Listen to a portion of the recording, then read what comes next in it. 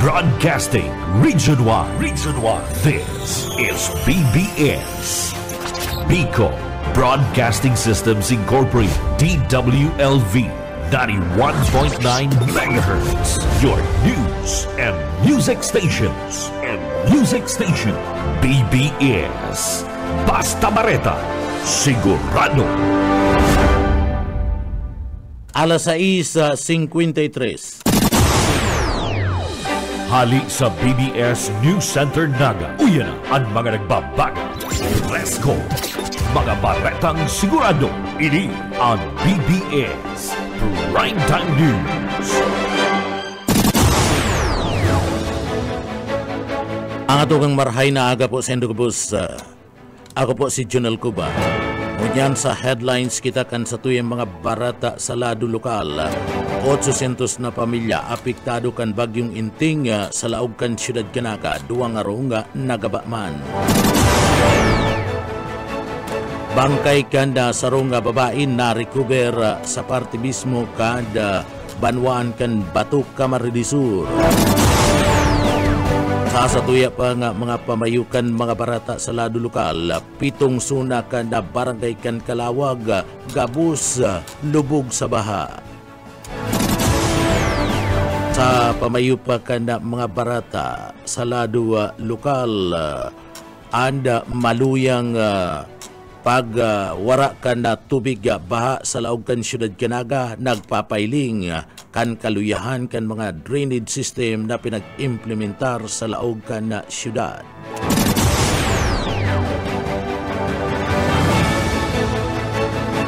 Mga kandidato kan na Team 1 na Kamsur, dyan sa banwaan kan San Fernando, Camarines Sur, piga pangaranan ni dating Vice Alcalde Alan Valenzuela kan na San Fernando. Nagkapira nga mga mayo paninda ilaw digdi sa laog kan na siyudad kan na Naga.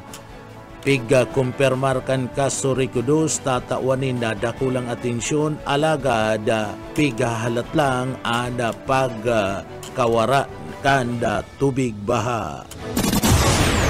Yan ang mga headlines kan mga barata, ang mga detalyes at dyan pagkatapos po nin pagirundong.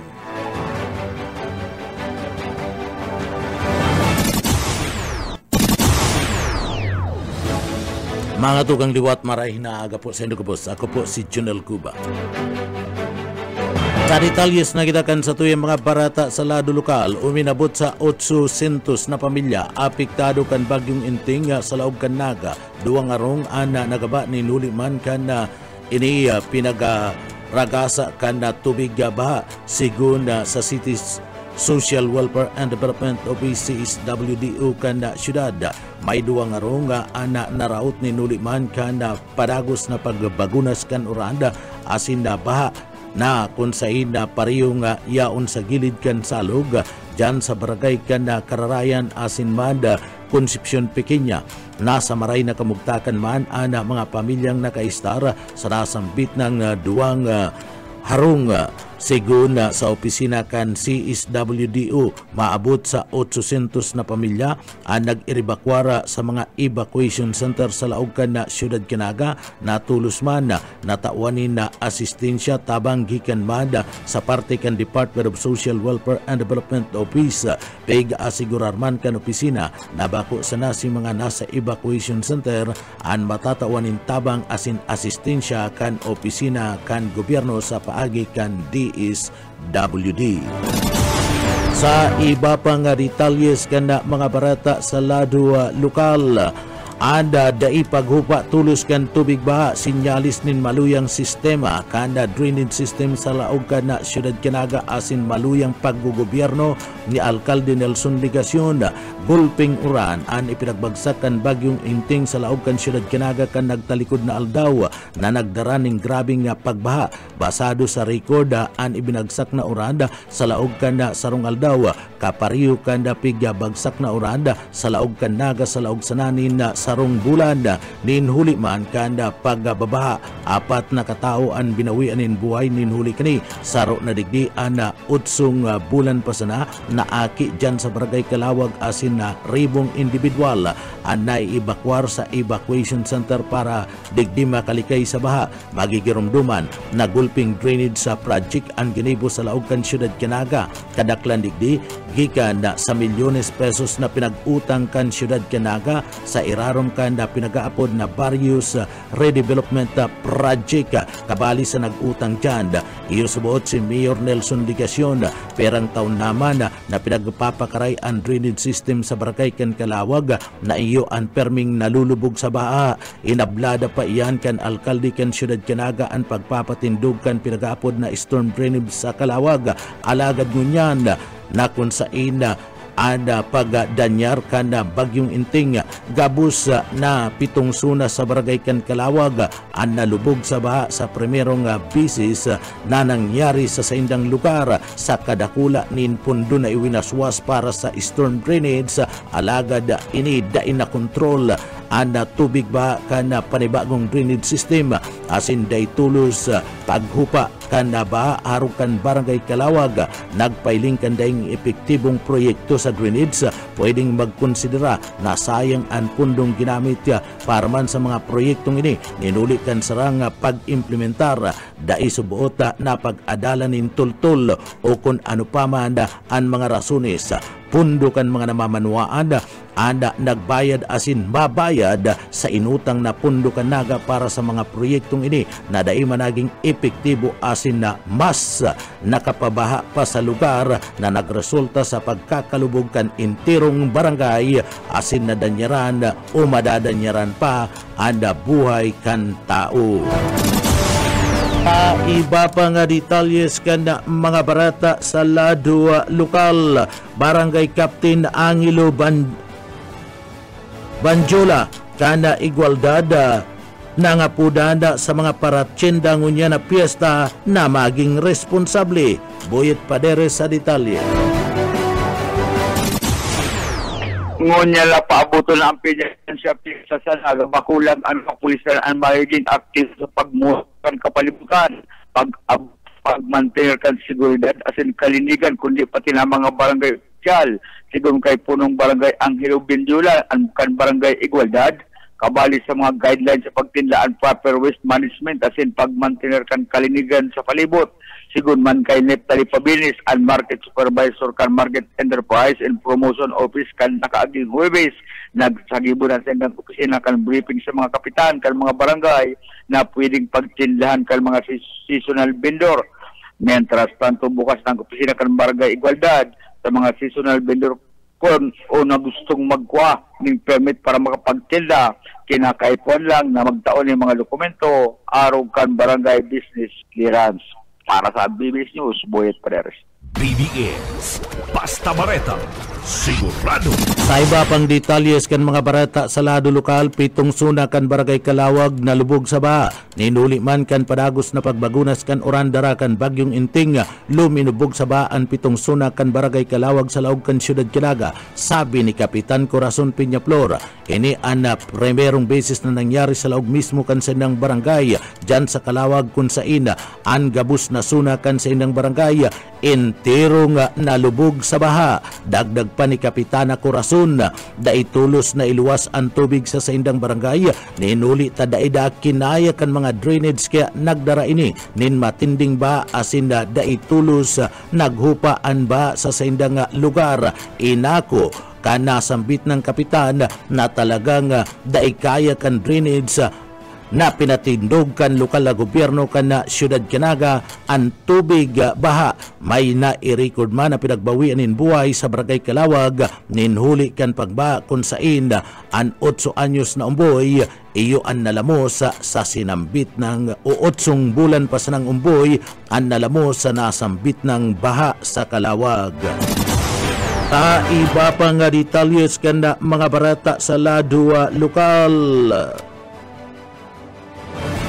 Price praise ipinapautob sa Naga kasududban kanda pagdeklara kan state of calamity sa laog kan na siyudad ni Naga. Daryl Banyas sa detalye.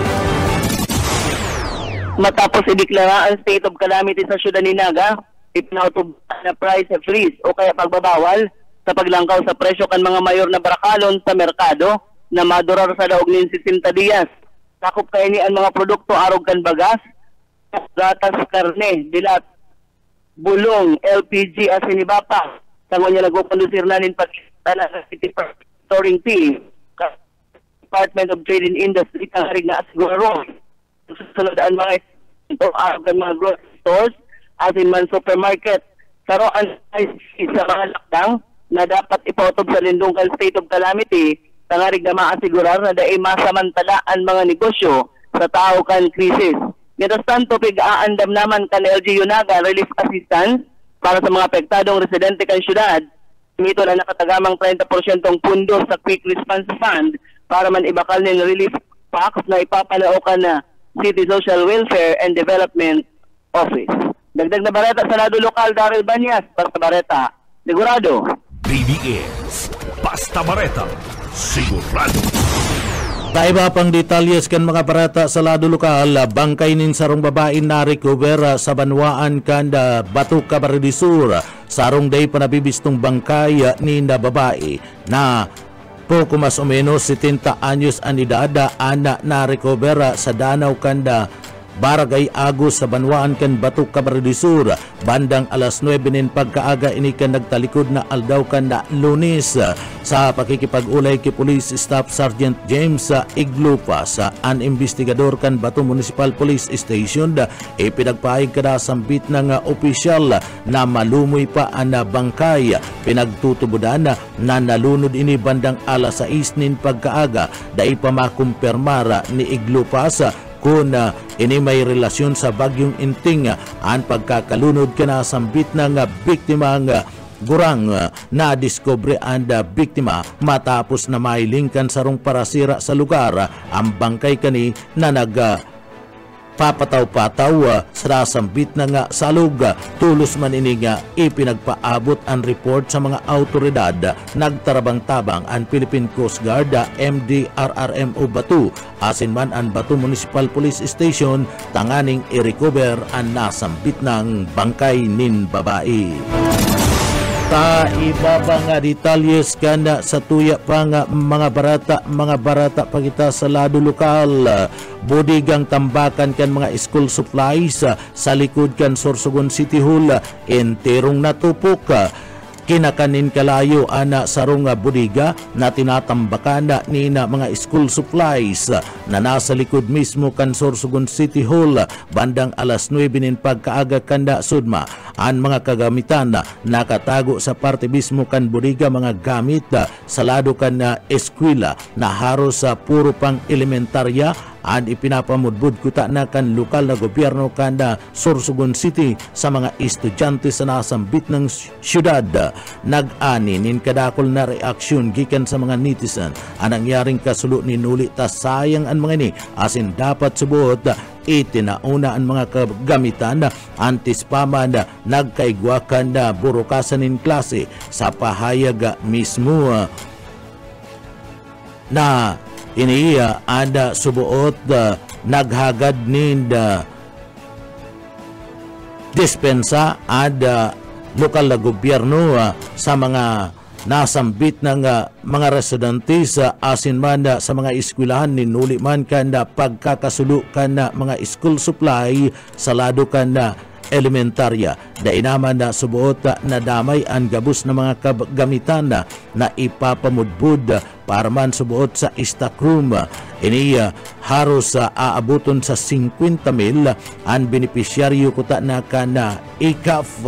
Kay bala na ang mga estudyante sa Alternative Learning System o ALS magkakaigwa kan quick inventory ang sinambit ng ahensya kanda gobyerno na kung saan ipapamudbud ang natada pang gamit padagos ang pagduhol kan YCA kan mga kagamitan sa manlain-lain kuta ng eskwelahan kung ini ang naitaw tulos dakulang pakinabang da kan mga estudyante ngunyan na panahon kan na eskwelahan. Nagrespondi man ang Bureau of Fire Protection BFP tangani mada nadigdi tarabang tabangan na mauntok ana kalayo sa presentiya pinagporbaranda kanda nasambit na nga ahinsya na dainago na magapaabot ng mga impormasyon o ano pa man na detalyes ka na sambit ng insidente mantang nagpapadagos pa ana investigasyon. Sa iba pa nga detalyes ka na mga barata pakita sa ladua lokal.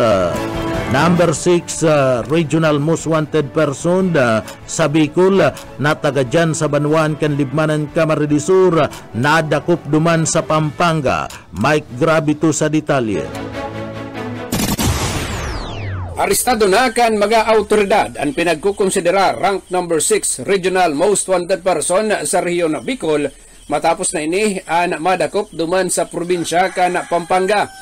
Sa report gikan sa Libmanan Municipal Police Station, pasado alas 9 nin aga kasudma, duman sa barangay Mabalacat, Pampanga, kan tuyuhon, kan pinagsarong persa, kan Libmanan Municipal Police Station, katabang ang mga taga CIDG, mga taga Regional Intelligence Unit 5, pinagdumanan ninda ang persona kan pinagapod na si Ariana, 23 anyos, residente kan barangay Bahaw, sa Banwaan kan Libmanan Camarines Sur, alagad temporaryong nag-erok duman sa barangay Dukit, Mabalacat, Pampanga. Armado ang mga autoridad kan mga mandamiento de aresto na ipinagpalawas kang Regional Trial Court ninhuli naman sa kasong rape in relation to Republic Act 7610 asin man ni na rape by sexual assault na kigwa ni na piyansa na nagkakantidad 120,000 pesos. Mantang sa rape, mayo nin piyansa na ipinagapalos ang West para sa iyang temporaryong libertad. Ang nasambit ng persona, matapos madakop naman sa Pampanga, ang nakatalaan ibiyahing niya na aldaw, papasiringon dyan sa Banwaan kang Libmanan, Camarines Sur. Para sa serbisyo publiko, si Mike Gravito, Basta Bareta, sigurado. BBS, Basta Bareta, sigurado. Iba pang detalyes ka na sa tuyang mga barata sa lado lokal. Bilog na asin na pinaluwas na ni dating Vice Mayor Alan Valenzuela ana mga pangaranda na mabilog kan linyada kan Tembuana Kamsur dyan sa Banwaan kan San Fernando Camarines Sur na kung sa ida inipapanginutan ni Consial Tinda Danabar bilang iyo ana pambato nga alkalde kan Tembuanda dyan sa San Fernando Camarines Sur si Vice Ganda Iuman and Vice Mayor na nag-resign naman sa iyang posisyon kanda o kabali pa man si Consial Ragay dating kagawad Buboy Losaro kagawad Muloy kan Barangay Pipian, kagawad Villa Mayores, kagawad Coco Valdez, asin man kagawad Bilyo. Ianda iyo ang mga makompuesto kan Tembuanda San Fernando Camarines Sur uya si dating Vice Mayor Alan Valenzuela kanda San Fernando Camarines Sur. Pangamay po ni Constantine Danabar, ang masunod-aram ko, masama ini po ang makasunod niya na pinaaram ko na talagang pinitiwalaan kang Banwaan. Masunod na alkalde kang Banwaan dito sa Fernando. Tapos po si ABS ko, si Vice Ganda, nag-resign na, tama Vice Mayor po, hindi pa mo yan. Ganda lang niya, kagawad kami. Tapos po, yan po dyan si Vice Mayor Aris Ragay, former kagawad Gobernatado. Yan po dyan si kagawad Muloy, kang Barangay Pipian, si former kagawad ka na mismo, kagawad Villa Mayores, si kagawad sa Pugandes, karoon po sa mga pag-iba-iba niya na nagpigto-considerar na grupo daw mga po nga si Tongelway. Tapos po, si Napulo Bilyo. Si Vice Mayor o dating Vice Mayor Alan Valenzuela kanda San Fernando Camarines Sur. Nagkaperang parasira naginya sa nagikan duman sa parte kan probinsya kan Quezon ana na i-rescue kan mga residentes asin kan barangay official kan barangay Kutmo San Fernando Camarines Sur da ikabali sa nag-rescue iyo si Alkalde Permin Mabulo na daiyan kabali sa pag-rescue kan mga parasira durante mismo kan kasagsagi kan bagyong Inting. Ang mga parasira ang napadpad sa kadagatan kan Kutmo San Fernando Camarines Sur manta nga naglalahod na sabata kan mga ini anasambit ng bagyo asin an makusog na alon sa kadagatan kaya napadpad dyan sa parte mismo kan barangay kan Kutmo San Fernando Camarines Sur. Natabangan na ma-rescue kan mga barangay official asin residentes asin na tinabangan man na makapaipli sa sindang barangay sagkod ng kasudma. Uya ang parte kan mga pahayag ni dating Vice Alkalde Alan Valenzuela kan San Fernando Camarines Sur. Ito barangay, pero ang nakatingnan, dismibing kapitan po, so dismibang na. Yes sir, actually, intak pang grupo ng tigwan, lalo na mga barangay officials ako. So dahil po sila nagpapabaya, so mga inahagad na data ni Constin para sa mga, ito pong inabot yung mga pagbabaha. So naghagad pong report para si kung may mga idol pong papadarahan. So yan po. Kaya siguro si iba man po, aram pa man nagabos binagyo, pero sana nagagad man kita na maintindihan mga nagabos na igwaman pong dahil talaga na pinamanin na. Kung may mga namin San Fernando na talagang dahil po sa sinapabayaan dyan sa po yung gobernador and congressman Enrique Duterte. Actually, feeling ko nga pero pag nakatakaw man giraraya ka sa halos aral daw po ng programa ng kapitol dito doon to. Pagkamundag hagod sa mga dito Artiyan kan payag ni Mayor Alan Valenzuela kan San Fernando Camarines Sur sa padagos na pag-uran kan tabang na nagigikan mismo sa gobyerno provincial kan Camarines Sur sa paagi ni Gobernador Luigi Villafuerte asin man ni Congressman Elry Villafuerte kan Camarines Sur kung saan tulos na ipinagpadaraan ayuda sa mga apektadong baha dyan sa banwaan kan San Fernando Camarines Sur. Iba pa nga detalyes kana sa tuya pa nga mga barata pa kita sa lado lokal. Nagkapirang lugar pa sa laog kan syudad Canaga, anday pa napapabulusan in serbisyo nin kuryente sagkod kasudma. Yan ulit tay gwapanin na mga tubig baha an sa indang mga lugar na iyo and pigalata kanda kaso rekudos na magakulpaan na tubig antis na ini pabulusan na nina kuryente.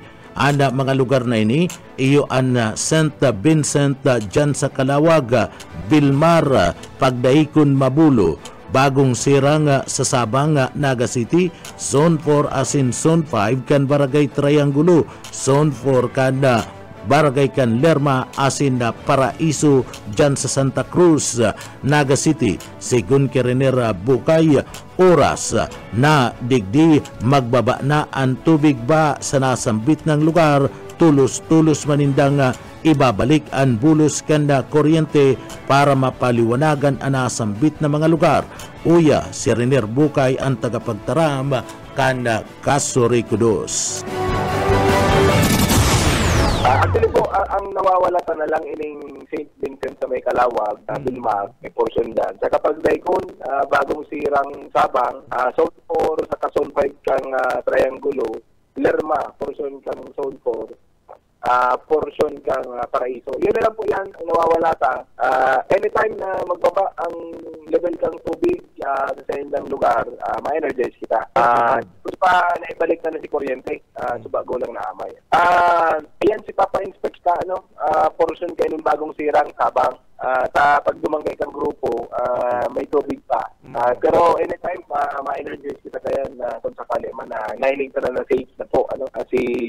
Ang consideration pa kayo, si mga saksakan, abot tang dahil gusto tang may balik tulos ang kuryente tapos may ma-aksidente. Ang kuryente pati, mabukta kay iba sa harong. So, pag dahil lang nagigilong ang kuryente, dahil mo lang nagiling, pero basta kalaban yan, lalo na kung may tubig. Artiyan kan mga pahayag ni Renner Bukay ang tagapagtaram kan kooperatiba kan Kasurikudos. Mga tugang ang tabayanan nindo na detalye nagkaigwapo nin paglinog sarong segundo pa lang ang nakakalihis sa mating-mati po digdi sa estudyo asin na intirong nagiroan sa kuyang pinagtutukawan ngunyan. Sa iba pa nga detalyes kana sa tuya pa nga mga barata sa lado lokal, para padyaka dakop sa kasong homicide sa Naga. Buso kay Isminda sa detalye. Intirong natarakaan na sa rongga para padyak in matapos napusasa na kana mga miyembros kana arresting officer kana Naga City PNP alas 11 nin pagkagakasugma. Akan ini arestaron dyan sa Abilia Street, Barangay Abilia, Naga City. Ang suspect pinagtanan lang na alias na MG, 36 anyos, soltero, sarong parapadyak, residente kan Barangay Santa Cruz sa Naga City. Na kung side ini ang pinag-arestar sa panginut ni Polisa Captain Arnel Asanya. Ang nanginutan sa pag-arestar ka na nasambitan ng suspect bitbit ang mandambiento de arresto sa kasong attempted homicide. Pirmado ni Judge Nuna Oliva Beltran, Presiding Judge kan Municipal Trial, Corda Branch 1, 5th Judicial Region, Naga City, nasambitan ng mandambiento de arresto. September 3, 2024, kan pinaluwasan na mandambiento de arresto sa suspect na konsayin ini makakaluwas oras na makapagpiyansa kantidad na 36,000 pesos para sa iyang temporaryong libertad. Nasabitan ng akusado na sa kustodiya ng ngunyan kan PNP Naga. Dagdag na bareta sa lado lokal, Oscar Esmenda. Basta bareta, sigurado. BBS, Basta Bareta, sigurado.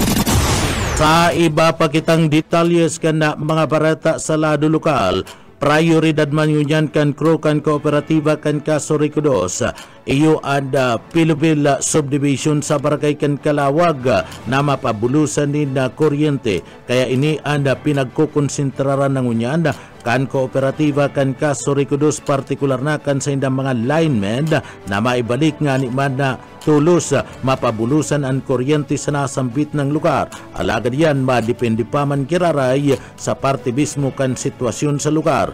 Uya si Rener Bukay sa iyang mga pahayag. Dahil iyan ang priority karon yan sa babalikan anytime ma-resume ang kuryente.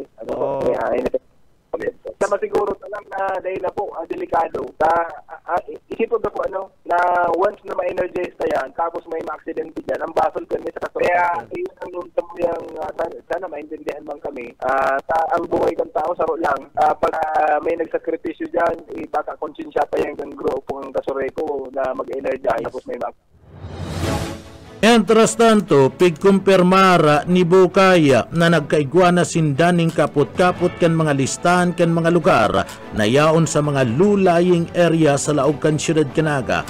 Asin oras sa subuot na magkaigwa nin raot nin panahon asin mada paglangkaw nin tubig darakan da raot nin panahon ubagyo tulos ninda nga isa shut off ada upuputulan ang bulos nin kuryente gikan sa Kasoriko 2 kanasambit na nga mga lugar sa lulaying area sa laog kan siyudad kan na Naga. Uya pa si Rener Bukay. Although may listahan na sa Kasoreko itong mga lulaying area sa siyudad ni Naga, na iyan tututupan once na mag-route, may route ng panahon, maglangkaw ang tubig ma-shutdown kita kang kuryente. Regardless kung may mga nagre-reklamo pero sa pinundaang kuryente, siguro sana ng pagkakataon man si iba na si safety din ang papaurugong sa tuyang cooperative. Entras tanto naghagad nin dispensa ang kooperatiba kan Kasoriko 2 sa mga miyembros konsumidor kung dai napapagbigyan tulos na maibuelta ang serbisyo kan kuryente gikan sa kooperatiba.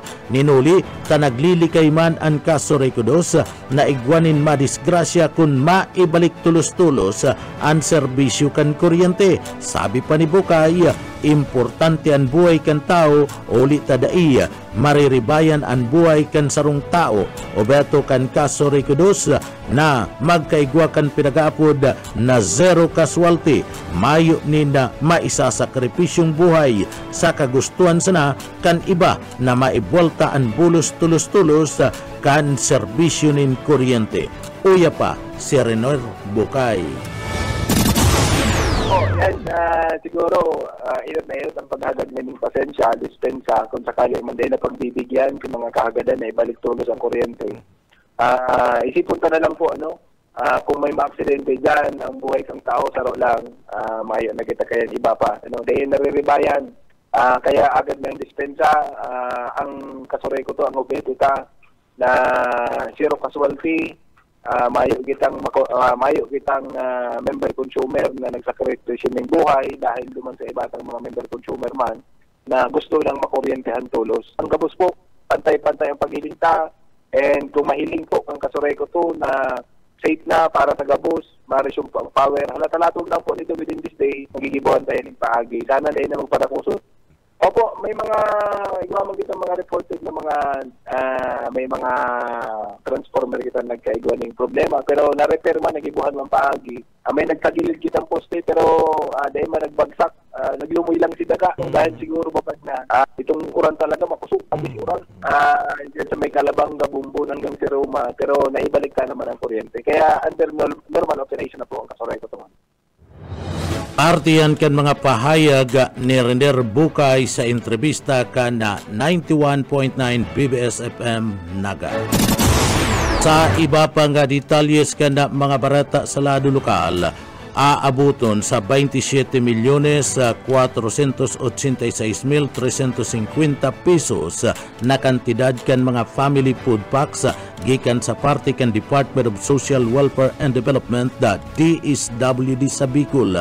Iyan katuwang ang mga lokal na gobyerno na ipamudbud na para man sa mga pamilyang naapektaran kan tropical storm na si Inting na tuminama sa parte kan Bicol Region.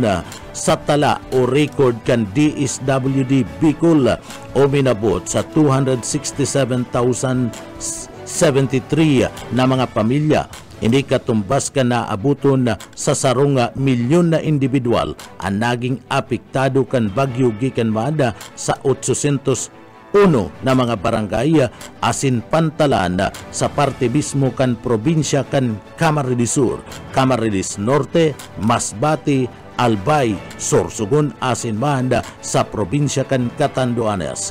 Mantang nagkakantidad ni naabuton sa 197 milyones pesos na food and non-food relief items ana naka-standby sa manlaylain ng mga LGU asin warehouse kan sinambit ng ahensya para sa iba pang naapektaran kan bagyo. Sangunyan, nagpapatagos ang validasyon kanda pagdul nin tabang sa opisina kan DSWD Bicol sa mga residentes na naapektaran kana nakalis na tropical storm na si Inting. Mga tugang iyan ang katiripunan kan mga barata sa pangaran kan sa tuyang mga nakaibanan sa pagpaabot nin mga barata. Yaon dyan sa Engineering Department, kaibanan ta dyan si Sir Stephen Pabis, asin man Chief Engineer Ariel Camarote. Ako po ang sa indong parabarata, si Junel Cuba. Mabalos po kan sa idong pong pagantabay. Salamat po, mapasatuya pulugod, an biyaya patin, an bendisyon kan mala Diyos. Basta barata, sigurado.